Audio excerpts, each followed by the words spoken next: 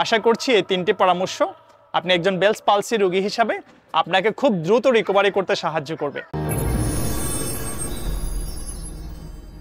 Hi guys, welcome back to another video. আজকের ভিডিওটি bells palsy রোগীদের কিছু পরামর্শ দেব। আশা করছি আপনি যদি এই পরামর্শগুলো যদি মেনে চলেন, আপনি এই বাঁকা মুখ থেকে খুব দ্রুত ভালো হওয়া সম্ভব। নাম্বার 1 পরামর্শ হচ্ছে, আপনি যদি বুঝতে পারেন যে আপনার মুখ হঠাৎ করে বেঁকে গিয়েছে বা বেলস পালসি আক্রান্ত হয়েছেন, সময় নষ্ট না করে যত দ্রুত সম্ভব ডাক্তার দেখানো উচিত।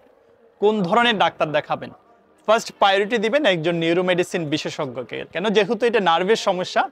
সুতরাং আমার পরামর্শ হচ্ছে 48 থেকে 72 ঘন্টার মধ্যে একজন নিউরোমেডিসিন ডাক্তার দেখানো খুবই প্রয়োজন। সেকেন্ড পরামর্শ হচ্ছে, মেডিসিন চিকিৎসার পাশাপাশি ফিজিওথেরাপি চিকিৎসা শুরু করা উচিত, কারণ বেলস পালসি রোগীর জন্য ফিজিওথেরাপির অনেক ভূমিকা রয়েছে। আপনি যদি সঠিক সময়ে সঠিক ফিজিওথেরাপি চিকিৎসা পান, তাহলে আশা করছি খুব দ্রুত আপনার এই সমস্যা থেকে রিকভারি হওয়া সম্ভব। 3 নম্বর পরামর্শটি হচ্ছে, মেডিসিন চিকিৎসার পাশাপাশি ফিজিওথেরাপি চিকিৎসার পাশাপাশি ফিজিওথেরাপিস্ট আপনাকে যে ব্যায়ামগুলো দেখিয়ে দিবে, সেই ব্যায়ামগুলি নিয়মিত রেগুলার অন্ততপক্ষে দিনে 3 থেকে 4 বার অথবা প্রতি 3 ঘন্টা এবং 4 ঘন্টা অন্তর অন্তর আপনি এই এক্সারসাইজগুলো করা উচিত।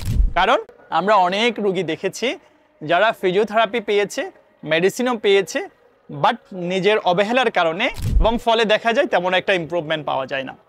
সুতরাং আমি আবারও বলছি, 3টি পরামর্শ। একটা পরামর্শ হচ্ছে, আপনি যখন বুঝতে পারবেন যে আপনার বেলস পালসি হয়েছে, নাম্বার 1 পরামর্শ হচ্ছে 48 থেকে 72 ঘন্টার মধ্যে একজন বিশেষজ্ঞ ডাক্তার দেখাবেন।